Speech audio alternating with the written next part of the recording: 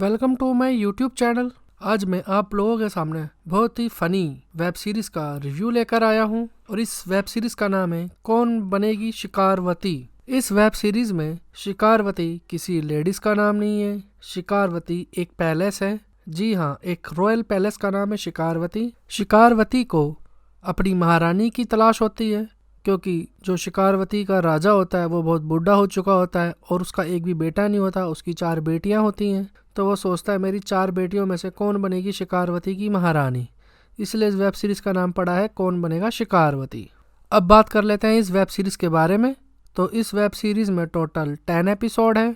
कोई भी episode 50 minute से ज़्यादा का नहीं है। और इस वेब सीरीज के लीड रोल में है नसरुद्दीन शाह, जिन्होंने राजा मृत्युंजय का रोल किया है। एंड 4 प्रिंसेस हैं। लारा दत्ता यानी कि प्रिंसेस देवयानी, ये सबसे बड़ी बेटी होती है नसरुद्दीन शाह की। लारा दत्ता का हस्बैंड एक बिजनेसमैन होता है। लारा दत्ता से छोटी सोया अली खान होती है, जिसका नाम प्रिंसेस गायत्री होता है। सोया अली खान के 2 नाजायज़ बच्चे होते हैं।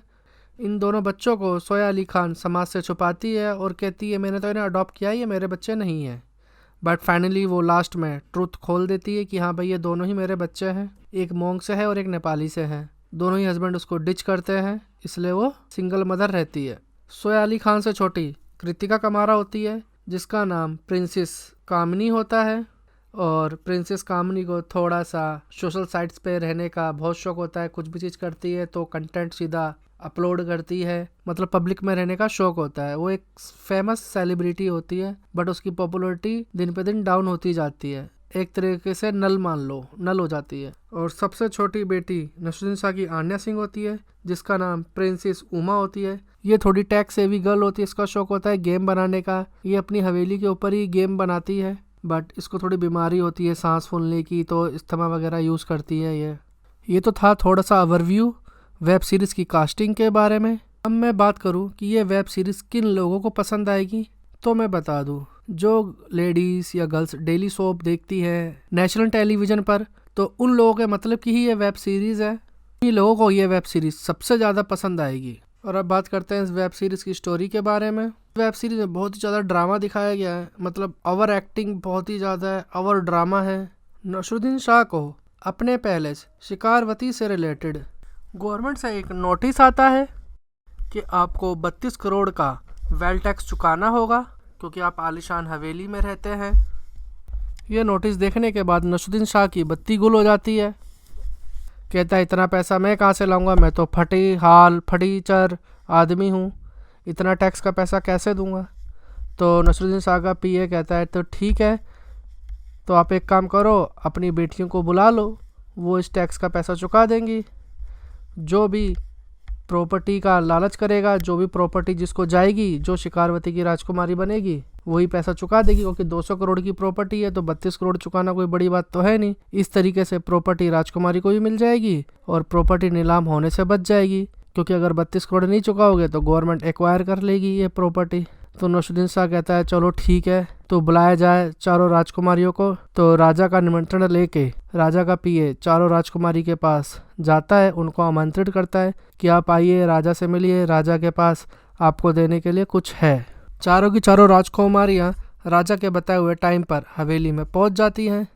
जब हवेली में पहुंचती हैं तो राजा उन्हें टास्क देता है, जो टास्क जीतेगा उसे ही मैं ये हवेली दूंगा। तो चारों राजकुमारी कहती है ये कैसा है, आपको अगर हवेली देनी है तो वैसे ही दे दो, इसमें क्या करना है, हम आपस में बांट लेते हैं।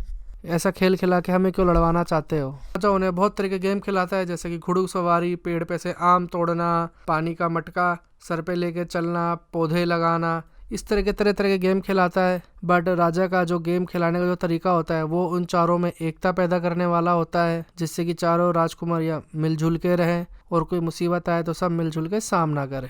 बट गवर्नमेंट की तरफ से एक ऑफिसर झूठा राजकुमार बन के राजा की हवेली में घुस आता है। वो उन्हीं के साथ रहता है, मगर वो क्या करता है, अपनी छानबीन चालू रखता है कि कहीं ना कहीं तो ज्वेलरी मिलेगी, सोना मिलेगा, खजाना मिलेगा, कुछ ना कुछ तो मिलेगा हवेली में से, तो मैं ये हवेली सीज कर दूंगा और सारा सोना जब्त कर लूँगा। बट उस इंस्पेक्टर को हवेली में ऐसा कुछ भी नहीं मिलता। जो थोड़ा बहुत मिलता है वो भी साला नकली मिलता है। वो जब चेक करवाता है सोनार से तो कहता है तो सारा नकली है। इंस्पेक्टर कहता है मतलब ये जो फोटो छपी थी राजा की रानी के साथ इन मालाओं के साथ, मतलब ये सारी नकली थी, मतलब इसने अपनी ही बीबी को धोखा दिया, ये सारा खजाना ही नकली है, ये तो बहुत बड़ा खिलाड़ी आदमी निकला। एट द एंड इस वेब सीरीज में ये दिखाया गया कि चारों राजकुमारियाँ एक साथ हो जाती है और जो वेल्थ टैक्स का 32 करोड़ जो पे करना होता है उसके लिए कोर्ट से वो 6 महीने का एक्सटेंशन ले लेते हैं। इंस्पेक्टर कहता है ठीक है मैं तुम्हारी हवेली 6 महीने बाद ही सीज करवाऊंगा। कहता है इतना पैसा लाओगे कहाँ से तुम जो इतनी कमाई करोगे 32 करोड़। बट देवयानी का जो हस्बैंड होता है वो राजा को अपने फ्रेंड से 20 करोड़ रुपए दिलवा देता है, लो आप होटल बनाओ, होटल शिखरावती पैलेस बनाइए जिससे कि हम होटल से इनकम करके ये 32 करोड़ रुपए चुका सकें। बस यहीं पर ही इस वेब सीरीज का एंड होता है। अगर आपको मेरा ये रिव्यू पसंद आया तो मेरे चैनल को सब्सक्राइब करें, वीडियो को शेयर करें एंड लाइक करें। मैं इसी तरह से वेब सीरीज एंड मूवी के शॉर्ट रिव्यू लेकर आता रहूँगा। तब तक आप मेरे चैनल पे बने रहें। Bye bye. अगर आपने अभी तक मेरे चैनल को सब्सक्राइब नहीं किया है तो मेरे चैनल को सब्सक्राइब करें एंड बेल आइकन पे क्लिक करें।